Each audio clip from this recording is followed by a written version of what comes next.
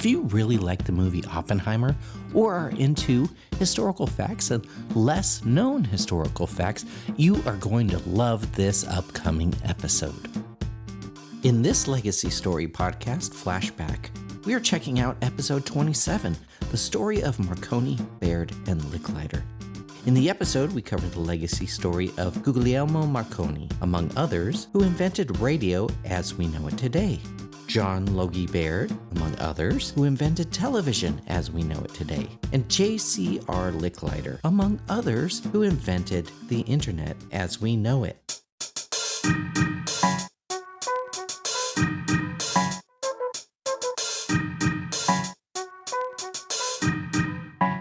And now, ladies and gentlemen, boys and girls, the podcast you've all been waiting for, Legacy Story with Adam Solomini.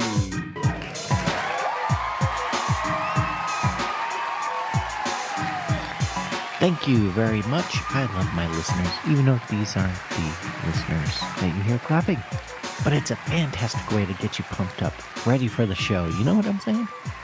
Hey, my name is Adam Solomini, and this is my podcast, Legacy Story. Ultimately, this podcast is meant to rekindle your own legacy story memories and ignite a desire to create more. Let's get into it, shall we? In this episode, we are going to talk about the legacy story of Guglielmo Marconi, John Logie Baird, among others, as well as J.C.R. Licklider, among others as well. That's right, we're talking about the legacy story of the inventors of radio, television, and the internet. I'm pretty sure we're not going to be talking about Al Gore. First, let's begin with the invention of radio. Although the invention of radio spanned many decades, Guglielmo Marconi is credited as the inventor of radio because he created a commercially successful wireless communication system that we all know and love. Now, before the use of electromagnetic waves and the development of radio communication, there were many wireless telegraph systems proposed and tested. In April 1872, William Henry Ward patented a wireless system where convection currents in the atmosphere could carry signals like a telegraph wire. Or at least that was his theory. A few months later, Mahlon Loomis of West Virginia received a similar patent, except for his theory was using atmospheric electricity to eliminate the overhead wire used by the existing telegraph systems. Again, just a theory. In the mid-1880s, Thomas Edison patented an electromagnetic induction system he called the grasshopper telegraphy. This allowed signals to jump a short distance between a running train and telegraph wires running parallel to the tracks. In the UK, William Preece was able to develop an electromagnetic induction telegraph system that with very long antenna wires could transmit across gaps of about 3 miles. Alexander Graham Bell and Charles Sumner Tainter secured patents for a form of wireless telephony in 1880. On June 3rd, they transmitted the world's first wireless telephone message on their newly invented form of light telecommunication. In the early 1890s, even Nikola Tesla began his research into high-frequency electricity and experimented with electromagnetic waves. Now, I know what you're thinking. These people just worked with the telephone? Well, they were actually working on things outside of the telephone, but this is actually what led to the invention of the radio and eventually the development of radio waves. This work in the late 1800s, along with the development of electromagnetism, the early detection of radio waves, and the development of radio waves, all led to what Marconi is known for. And Marconi studied all of these people, all of their theories, and the tests that they conducted. Marconi's first machines were a development of Hertz laboratory apparatus into a system designed for communication purposes. He was first doing this around the age of 20. At 20, I think I was trying to figure out whether or not I was going to party in Tijuana or stay near San Diego State and party. Anyways, what he was doing at 20 was he was using a transmitter to ring a bell in a receiver in his attic laboratory. He continued by extending the distance where he had to actually go to his family estate near Bologna, Italy, where he could communicate further. He replaced Hertz's vertical dipole with a vertical wire topped by a metal sheet with an opposing terminal connected to the ground. He also made some other substantial changes to previous experiments and was actually able to transmit radio signals for about 1.5 miles. He filed a patent for radio in March of 1897. That very same year, Marconi founded the Marconi Company Limited, also known as Wireless Telegraph Trading Signal Company, and he established a radio station at Knighton, Isle of Wight in England. By October of 1897, he was able to send radio transmissions from Salisbury Plain to Bath, which was about 34 miles. In 1900, Marconi developed an empirical law for simple vertical sending and receiving antennas of equal height. The maximum working telegraph distance varied as the square of the height of the antenna, which became known as Marconi's law. A few years later, Marconi was actually able to transmit from England to Canada and the United States. And on January 18, 1903, a Marconi station sent a message of greetings from Theodore Roosevelt, the President of the United States at the time, to the King of the United Kingdom, marking the first transatlantic radio transmission originating in the United States. In 1909, Marconi was awarded the Nobel Prize in Physics with Carl Ferdinand Braun for contributions to radio science.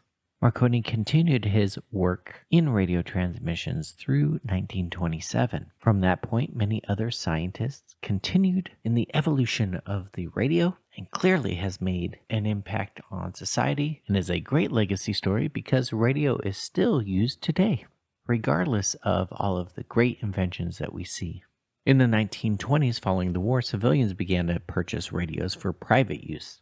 Broadcasting stations like KDKA in Pittsburgh, Pennsylvania, and the BBC in England began to surface.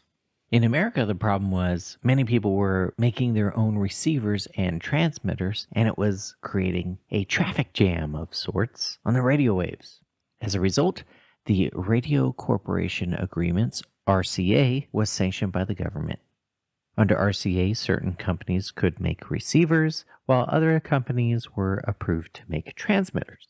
Only one company, though, which was AT&T, was able to toll and chain broadcast, and in 1923 released the first radio advertisement. By the late 20s, CBS and NBC were created in response to AT&T being the only station able to broadcast. During World War II, radio broadcast was used to disseminate news to the country. You, of course, could find programs on the radio. And after World War II, there was a focus on playing music. The top 40 in music became popular during this time. Soon, FM stations began to overtake AM stations, and you began to see niche broadcasting stations that focused on one particular genre of music. And the rest, as they say, is history. The next logical step, of course, was how can we get images to be broadcast to homes across the world? Well, I'm sure you've heard of the electronic television, but have you ever heard of mechanical television? Well, in the 1800s and early 1900s, there was such a thing. Mechanical televisions started appearing in the early 1800s. They involved mechanically scanning images and then transmitting those images onto a screen. Compared to electronic televisions, they were extremely rudimentary. One of the first mechanical televisions used a rotating disc with holes arranged in a spiral pattern. This device was created independently by two inventors, Scottish inventor John Logie Baird and American inventor Charles Francis Jenkins. Now, before these two inventors, German inventor Paul Gottlieb Nipkow developed the first mechanical television. That device sent images through wires using a rotating metal disc. Instead of calling the device a television, however, Nipkow called it an electric telescope. In 1907, Russian inventor Boris Rosing and English inventor A. Campbell Swinton combined a cathode ray tube with a mechanical scanning system to create a totally new television system. What Baird did on March 25, 1925, was give the first public demonstration of a televised silhouette images in motion. A Apparently, with this technology, human faces had inadequate contrast to show up on his system, so he televised a ventriloquist dummy named Stooky Bill.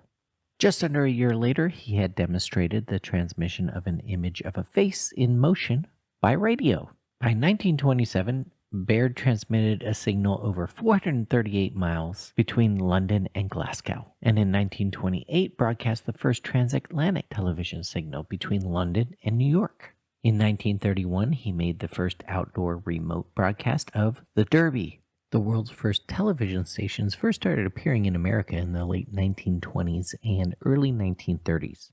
The first mechanical TV station was called W3XK and was created by Charles Francis Jenkins. W3XK transmitted its first broadcast on July 2nd, 1928. One of the world's first television stations, WRGB, has the honor of being the world's only continuously operating station since 1926 through today. It wouldn't be until 1938, however, before American electronic television sets were produced and released commercially. As you can imagine, once that was released, it became a huge hit. The very first television program was called The Queen's Messenger and was first shown in 1928 by WRGB. It is believed that only 4 television sets received this transmission. The first 13 years of television in America was commercial-free. The very first commercial that was broadcast in America did not take place until July 1st, 1941. That first ad was aired on NBC, lasted 10 seconds, and was for a Bulova watch. The first televisions, of course, were black and white. However, color television actually goes back to 1904, or at least the theory for color TV. By 1946, the color television war in America was underway, and it was being fought between 2 industry giants, CBS and RCA. CBS actually was the first company to create a color television set. However, it was based on the mechanical television. RCA continued to develop their own color television system that would be compatible with its customers' RCA sets. In other words, an electric television. Starting in 1954, color RCA TV systems were sold all across the United States. Now, although it was being sold all over the United States doesn't mean people were buying them. Few people owned color TV sets between 1954 and 1965. Mainly because shows weren't being broadcast in color, they were still being broadcast in black and white. In 1966, color TV programming was broadcast across America, and many more stations were broadcasting in color. Because of that, a surge of color television sales happened. Here are some brief facts in television history. In 1951, I Love Lucy, sponsored by Philip Morris, was a half-hour sitcom ranked as the #1 program in the nation for 4 of its first 6 full seasons. By the end of 1952, TVs could be found in 20 million households across America, a rise of 33% from the previous year. In 1954, NBC launched The Tonight Show with comedian Steve Allen. In 1960, 4 debates between John F. Kennedy and Richard Nixon were broadcast throughout the year across the country, forever changing the way presidents would campaign. In 1963, television surpasses newspapers as an information source. In 1964, 73 million viewers watched the Beatles appear on The Ed Sullivan Show. In 1965, NBC calls itself the Full Color Network and broadcasts 96% of its programming in color. In 1969, astronaut Neil Armstrong walks on the moon for the first time as millions of American viewers watch live on network TV. In 1979, ESPN, a network totally devoted to sports, debuts on cable. In 1980, Ted Turner launches Cable News Network, or CNN, a channel devoted to showcasing news 24 hours a day. Also in 1980, MTV makes its debut. In 1989, pay-per-view begins to leave its mark on the television landscape, reaching about 20% of all wired households. Also in 1989, infomercials were making a big splash. However, in 1992, infomercials exploded in growth and generated sales of $750 million, double that of 1988.